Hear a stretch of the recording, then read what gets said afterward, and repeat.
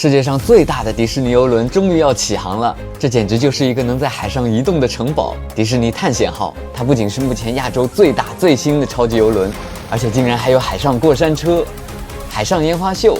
那在这样一座特别的海上迪士尼乐园里玩5天，都吃些什么，玩些什么，花费又是多少？大家好，我是八梅，这里是新加坡滨海湾邮轮中心。下午探险号就会从这里出发，去海上狂欢了。上船前，你可以先把行李在这里托运，行李箱他们会帮你送到房间，再出去拍拍照，真的很漂亮。不愧是全球最大的迪士尼邮轮，它的排水量是20万吨，相当于2艘世界上最大的航空母舰。它是上个月刚刚完成首航，所以现在一切都是全新神秘的。我是1年前就预定了船票，就冲这份热乎劲儿，跟你们换个点赞3连应该不过分吧。上船以后，我先来到了17楼的自助餐厅，随便吃点填饱肚子，因为我很着急去探索一下整艘邮轮。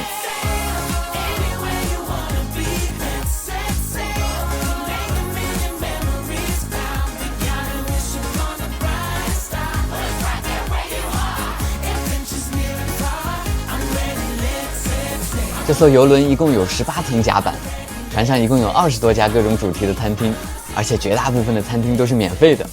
你可以在这个船上吃到全世界很多风味的美食。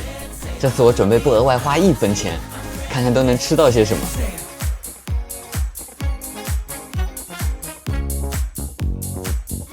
吃完就去10楼的花园舞台，这里会有一个起航秀，它这个区域是露天的，很漂亮。这个2侧也都是客房。起航秀一共有3场，保证不同时间上船的乘客都可以看到，感觉一下子就把度假氛围拉满了。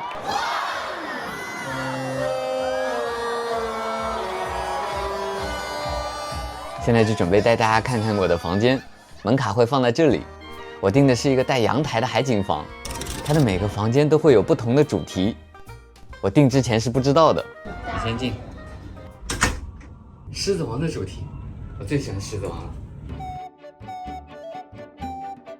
这个卫生间还是干湿分离的，洗漱淋浴在这里，厕所在这里。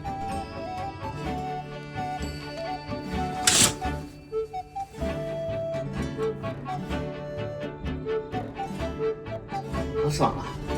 它这个椅子上面也是有 logo 的。迪士尼邮轮还有一个传统，就是大家都会把自己的房间门装饰起来，还能跟路过的邻居换礼物。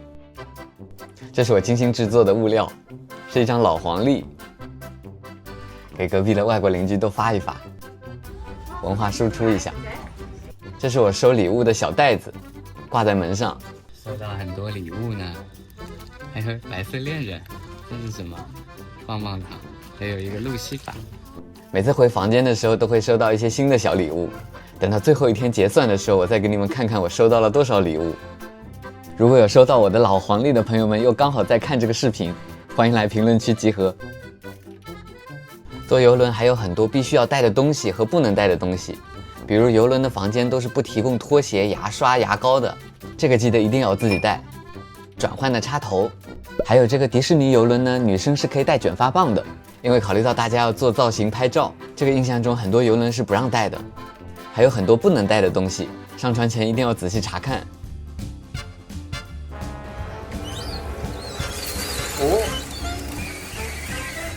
终于到了晚餐时间，这个船上除了我没发现的，应该有6家不同主题的正餐餐厅，都是免费的。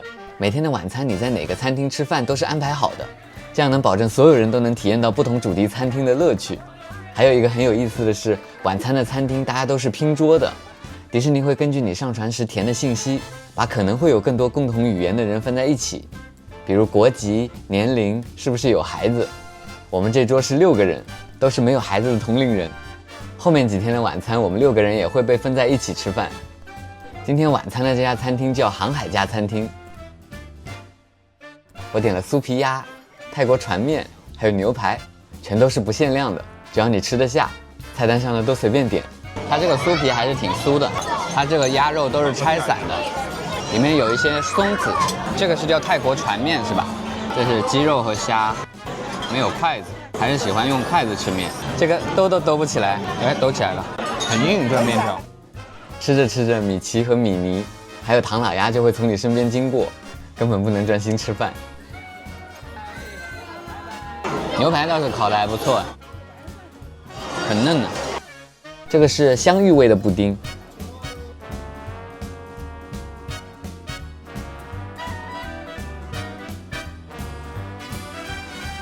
这边海上天黑得很晚，吃完饭还可以在甲板上逛逛，看看晚霞，吹吹风，很舒服。哇！你还可以去探索船的各个角落。假的。这里有个入口，看起来像地铁口，进去里面是一个大白主题的小巷。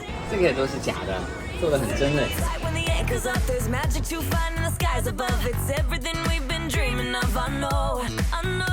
看起来有水也是假的，还有各种玩游戏的地方。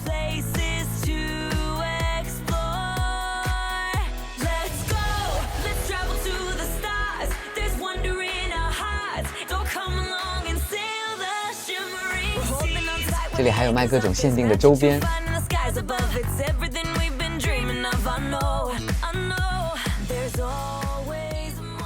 这里两侧的房间叫交景房。晚上这里在灯光的映衬下，真的有一种住在海底的感觉。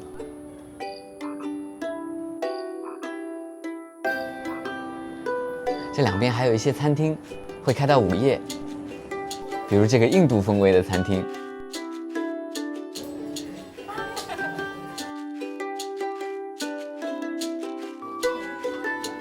还有印度飞饼，这个是里面有孜然的印度脆脆，反正名字我也叫不出来。他们就是各种饼，然后配着各种酱、各种菜、各种颜色的饭，还有一些解腻的蔬菜。这就属于晚上饿了随时可以来吃一点。不知道是胡萝卜还是地瓜，我希望它是地瓜。是胡萝卜，很遗憾。还有这家 Grandma 餐厅，可以吃到一些东南亚风味的小吃，还有海南鸡饭、黄油炸鸡，再来碗椰浆饭，上面放了点炒牛柳和其他的蔬菜，妥妥的就是一份盖浇饭，椰浆盖浇饭。这个部位好像是随机的，但是他给了我2个鸡腿，然后酱油都已经浇在上面了。这个是鸡油饭，这碗是椰浆饭，这里有一些豆腐、牛肉、芋头，然后我要了一块鸡肉，他直接给我放到了这个盘子上。这个餐厅好像开到晚上12点，所以如果你晚上饿了，就可以来这里游荡一下。如果你吃不惯白人饭的话，直接啃鸡腿了。哇哦，还是很油润的，鸡肉很嫩，很不错。在海上，它的很多烹饪条件是有限的，比如不能用明火，所以一些在陆地上看起来很容易的食材，在海上，在游轮上就不一定能做得好吃。来尝尝这个炸鸡，黄油炸鸡，这个炸鸡也不错。再来尝尝这个盖浇饭，豆腐，外面的酱汁是有点甜甜的，这个是甜的芋头，好像跟这个椰子饭还挺搭的。等再回房间的时候已经很晚了，门口的袋子里真的已经收到了很多礼物。大家的门都装饰得很漂亮，感觉像放小广告的。再把我的灯翻上来了。第2天一大早，天一亮我就起来了。我约了米奇、米妮、达菲、高飞，还有好多公主，一堆人见面。游轮上的角色见面会都是免费的，但是需要提前1天预约。就算你没有约上也没关系，没事坐在甲板上闲逛的时候，他们也会随机的刷新在你身边，合影、拍照、要签名，根本忙不过来。这几天我想要收集到所有角色的签名。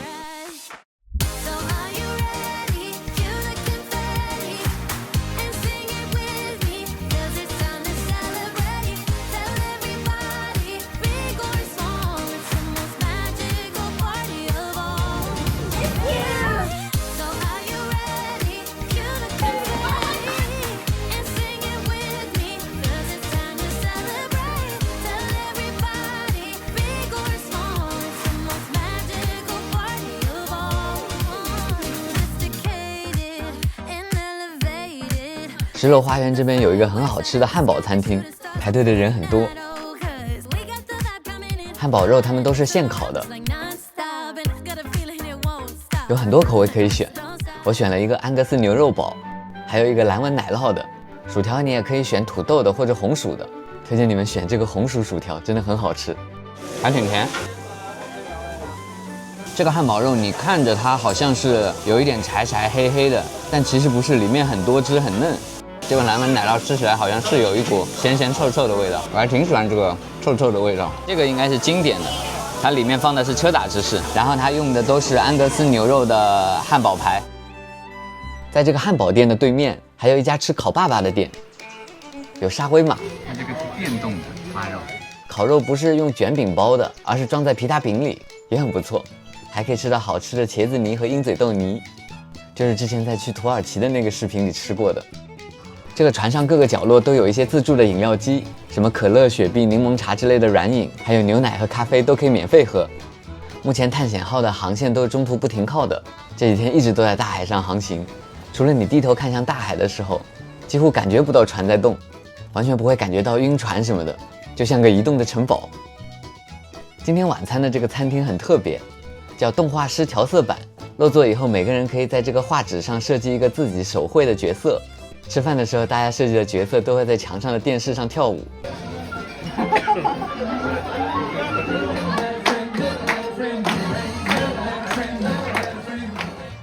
今天点了一个肉包子，但配的是韩式辣酱馄饨汤，还挺软的哦。里面是一颗大肉丸，给它切一下。样子是包子，这个馅儿好像不是包子馅儿，这是馄饨汤。这怎么还连在一起呢？一坨馄饨，馄饨倒是挺好吃的。整颗生菜的沙拉，凯撒沙拉。听说这个整颗生菜沙拉在上海要卖188块。这个菜还蛮好吃的，拉萨跟昨天那个泰国船面长得很像，不过这个拉萨吃起来太清淡了，感觉没什么味儿。这个海鲈鱼真的很好吃，鱼皮是有一点酥的，我觉得它这里海鲜类的食材都还挺不错的。煎带子烩饭也很不错，米兰人吃这个烩饭会死，因为它这个饭软烂，它表面还会有一点蒜香，还是挺不错的。它这个菜其实看着很大一盘，但是每一份的分量都不多，所以你可以多吃几种。我又要了一份咖喱鸡。整个航程还有2个晚上，你可以去剧场看不同的表演，很精彩，也很感动，真的值得一看。第二天一早，天一亮我就起来了，随机选了一个餐厅去吃早餐。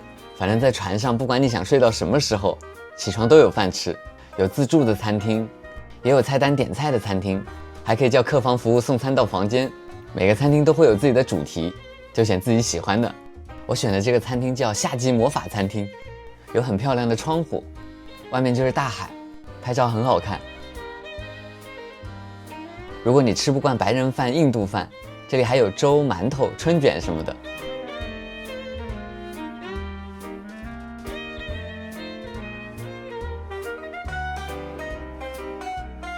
这个米奇华夫饼还挺好吃的，我点了2个班尼迪克蛋，一个是培根的，一个是三文鱼的。哦，太阳出来了。早上起床的时候一直在下雨。这个三文鱼蛋很不错，它这个三文鱼是烟熏的。这个蛋挞里面是用鸡蛋加了蔬菜一起烤的，外面的饼皮还是甜的。我看到那边还有印度咖喱饺。结果吃完饭刚从餐厅出来，就遇到了上班路上的七宝。在这里不像在迪士尼乐园里那么卷，要排长队。在这里真的可以跟他们很近距离，看秀也感觉是贴脸的那种。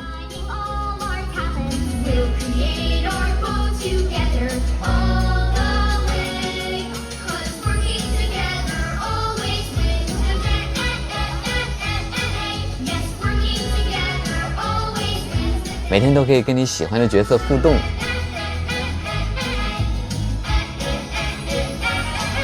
玲玲超级热情，她还给我做了蛋糕吃。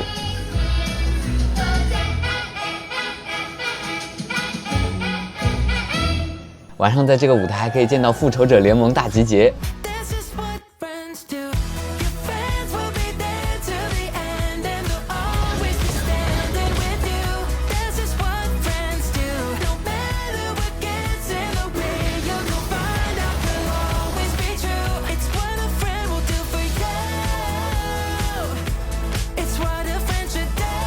在探险号的楼顶，也就是18楼，就是这次我最期待的项目——海上过山车。可能应该叫过海车。这个项目也是免费的，但是需要在邮轮的 App 上预约。一条船几千人，最后可能也只有10%的人能玩上。很幸运的是，我在航海日最后一天的时候抢到了，因为要过安检不能带拍摄设备，没办法给大家展示第一视角。它一共有2圈，第1圈是正常速度，第2圈会突然加速，加速冲刺旋转的时候，你真的好像会感觉被甩到海里。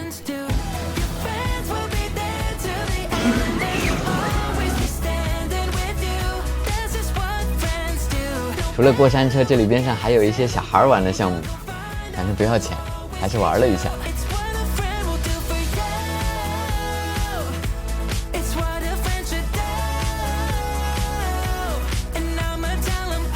这里还藏着一个热狗店，它料也是可以自己选。热狗的面包胚很软。附近有个自助冰淇淋店，你可以自己打甜筒，超级好吃。它的甜筒有威化筒和饼干筒，都好吃，就需要小心自己打出来的造型不一定美观。太丑了。它有好几种口味，香草牛奶、巧克力、草莓、香蕉，而且不是死甜的那种。我喜欢巧克力口味的，很浓郁。这里边上还有一家人气很高的披萨店，现做现烤的那种，很多人游完泳就来这里排队吃披萨。我要了一个4重芝士和帕帕罗尼双拼的。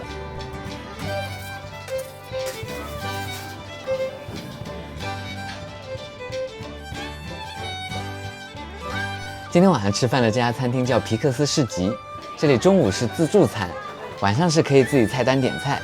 今天的餐前小面包是绿色的，但吃起来没有抹茶味，也没有斑斓味。我点了这个烧麦，广东的朋友们应该会说这个是干蒸。这个法式洋葱汤的面包已经完全泡化了。我还点了这个越南春卷，也不错。博洛尼亚肉酱意面搭配烤面包。这是一个脆皮包子，里面的馅竟然是红薯，还挺特别的。甜品是一个椰汁米布丁，这个是无糖版的。它这里每一顿菜单上都会有无糖的甜点，淡淡的椰香和米香也很好吃。吃完饭，晚上10点就是期待很久的海上烟花秀，是狮子王主题的。